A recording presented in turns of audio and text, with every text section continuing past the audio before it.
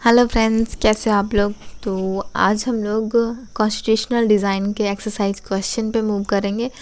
Okay, but आप direct, मेरी एक रिक्वेस्ट है, आप डायरेक्ट क्वेश्चन आंसर मत देखो। अगर अपने एक्सरसाइज क्वेश्चन को करना है तो पहले आप कॉन्स्टिट्यूशनल डिज़ाइन पूरे चैप्टर कंप्लीट करो, उसके बाद एक्सरसाइज क्वेश्चन करो।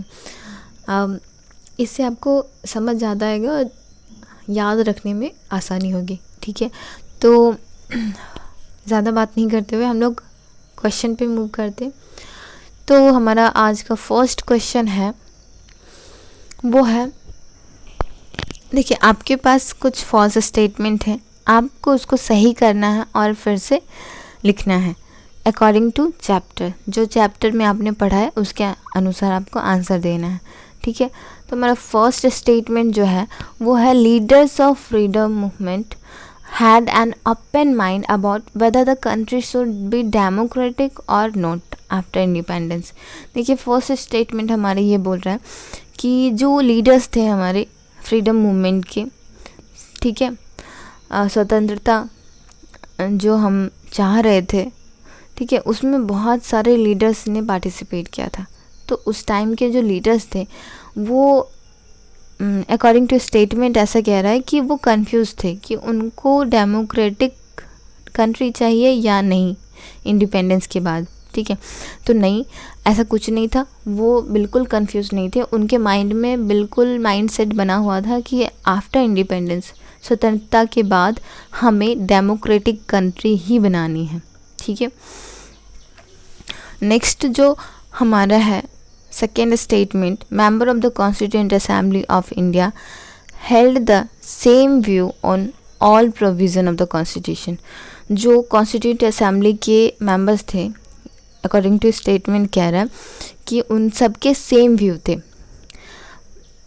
डेफिनेटली सबके सेम व्यू नहीं हो सकते हैं। अगर सेम व्यू होता तो कोई एक ही बैठ के कॉन्स्टिट्यूशन क्यों नहीं लिख लेता, है ना, या कॉन्स्टिट्यूशन के सारे प्रोविज़न क्यों नहीं डिसाइड कर लेता। बिल्कुल नहीं, उनके बीच डिफरेंसेस थी और इन डिफरेंस को वो एक सिस्टमेटिक ढंग से रिजॉल्व कर रहे थे। ठीक है, हमारा जो थर्ड स्टेटमेंट है वो है, a country that has a constitution must be a democracy. एक कंट्री, एक देश जिसमें संविधान है वो डेमोक्रेसी ही होगा, डेमोक्रेटिक कंट्री ही होगा। बिल्कुल नहीं, ये स्टेटमेंट भी फॉल्स है। एक कंट्री जिसमें कॉन्स्टिट्यूशन है, संविधान है, वो डेमोक्रेटिक कंट्री नहीं भी हो सकता है। जैसे कुछ एग्जाम्पल्स है हमारे पास, पाकिस्तान, सोवियत यूनियन। ठीक है, मतलब ऐसे कंट्री जहाँ डिक्टेटरशिप या मोनार्की चलती हो, वहाँ भी एक प्रोविज़न बनाया जा सकता है जिसके अनुसार कंट्री को उन्हें चलाना है। ठीक है, तो ये बिल्कुल नेसेसरी नहीं है कि जो कॉन्स्टिट्यूशन जहाँ भी होगा वहाँ डेमोक्रेटिक कंट्री ही होगी।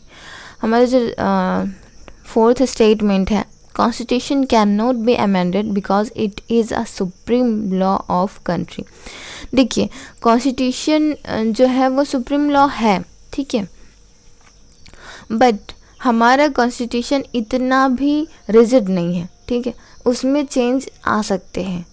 ओके, मतलब अगर कंट्री के डेवलपमेंट के लिए कंट्री को जैसे जैसे हमारी जनरेशन, हम जैसे जैसे डेवलप हो रहे हैं वैसे वैसे डिफरेंट चीज़ों को अडॉप्ट कर रहे हैं। ठीक है, जीएसटी वगैरह लाया गया है ना, तो उस तरह से हम कॉन्स्टिट्यूशन में अमेंडमेंट ला सकते हैं, कॉन्स्टिट्यूशन को चेंज कर सकते हैं। लेकिन जो बेसिक स्ट्रक्चर है ना कॉन्स्टिट्यूशन का, संविधान का बेसिक स्ट्रक्चर, जो मूल आधार है, ठीक है, उसको हम चेंज नहीं कर सकते। बाकी हम कॉन्स्टिट्यूशन में अमेंडमेंट ला सकते हैं, चेंजेस ला सकते हैं। ठीक है, हमारा जो नेक्स्ट क्वेश्चन है, सॉरी मैं एक बार आंसर भी बोल देती हूँ। A constitution can be amended to keep up the changes in aspiration of the society. जो सोसाइटी में चेंजेस आ रहे हैं उसके अनुसार कॉन्स्टिट्यूशन को अमेंड किया जा सकता है। ठीक है, It can also be changed keeping in mind the social, political, economic condition of the country. ठीक है, सोशल, पॉलिटिकल और इकोनॉमिक कंडीशन क्या है कंट्री के, उसके अनुसार भी अमेंडमेंट किया जा सकता है कॉन्स्टिट्यूशन में. हमारा नेक्स्ट क्वेश्चन जो है, which of this was the most salient underlying conflict in the making of democratic constitution in south Africa. Friends, south Africa के केस को हमने डिस्कस किया था. तो उसमें हमने क्या डिस्कस किया था कि कॉन्फ्लिक्ट किन के बीच थी. तो जो वाइट एंड ब्लैक पीपल थे उनके बीच कॉन्फ्लिक्ट्स चल रही थी, है ना. अब यहाँ स्टेटमेंट क्या क्या दिया हुआ है उसके अनुसार हम आंसर डिसाइड करते हैं. तो हमारा फर्स्ट स्टेटमेंट जो है, between south Africa and it's neighbour, क्या साउथ अफ्रीका के लोग और उसके जो पड़ोसी देश के लोग थे उनके साथ कॉन्फ्लिक्ट चल रही थी? नहीं. Between main and women? बिल्कुल नहीं. थर्ड स्टेटमेंट से पहले हम लोग फोर्थ स्टेटमेंट देख लेते हैं. कलर्ड माइनॉरिटी और ब्लैक मेजोरिटी के बीच. कलर्ड माइनॉरिटी में तो ब्लैक एंड जो इंडियंस थे दोनों आ रहे थे, ठीक है, उनके बीच कॉन्फ्लिक्ट नहीं था. कॉन्फ्लिक्ट वाइट एंड ब्लैक के बीच था. तो हमारा थर्ड स्टेटमेंट सही है, between the white majority and the black minority. Okay, हम लोग क्वेश्चन नंबर थर्ड पे मूव करते हैं. क्वेश्चन नंबर थर्ड है आपका, which of this is a provision that a democratic constitution does not have. इसमें से कौन सा प्रोविज़न डेमोक्रेटिक कॉन्स्टिट्यूशन के अनुसार नहीं है? ठीक है, तो power of the head of state के पावर को लेके नहीं, ये तो बिल्कुल डेफिनेट है. ठीक है, ये कॉन्स्टिट्यूशन हमारे संविधान में मेंशन्ड है. Name of the head of state, इसको हम लोग बाद में डिस्कस करेंगे. पावर ऑफ लेजिस्लेचर बिल्कुल मेंशन्ड है. नेम ऑफ द कंट्री भी मेंशन्ड है. हमारे आर्टिकल 1 में मेंशन्ड है India, that is Bharat as union of state. मतलब इंडिया और जो नाम भारत है ये दोनों ही कॉन्स्टिट्यूशन में मेंशन्ड है. ठीक है, तो नेम तो मेंशन्ड ही है. तो हमारा जो सेकंड है, name of the head of state, ये मेंशन नहीं किया गया है.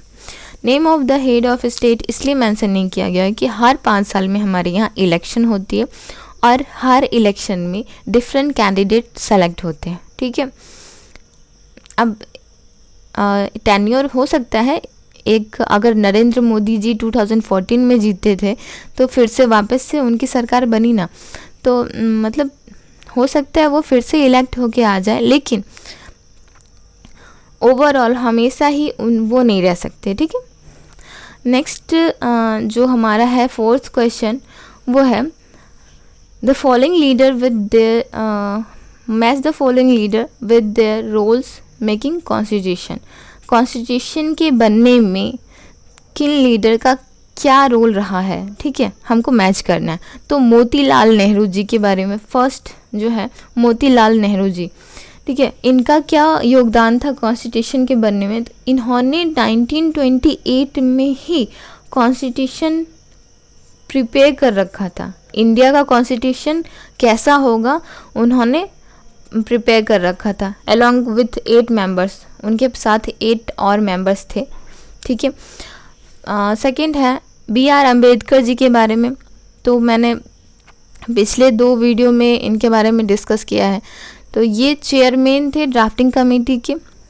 ओके, तो बी का थर्ड ऑप्शन होगा. सी राजेंद्र प्रसाद जी, ये president of the constituent assembly थे, तो सी का फर्स्ट होगा. डी सरोजिनी नायडू जी, मैंने बताया था आपको नाइट एंगल हैं कंट्री के, तो सरोजिनी नायडू जी कॉन्स्टिट्यूएंट असेंबली की मेंबर थी. ठीक है, हमारा जो नेक्स्ट क्वेश्चन है वो है question number 6. Here are some guiding values of the constitution and their meaning. Constitution के कुछ गाइडिंग वैल्यूज हैं जो हमने प्रियम्बल में पढ़े थे, है ना, उसके मीनिंग्स को आपको मैच करना है एक दूसरे के साथ. ठीक है, तो यहाँ फर्स्ट जो है सॉवरेन है, देन रिपब्लिक, फ्रेटर्निटी, सेक्युलर.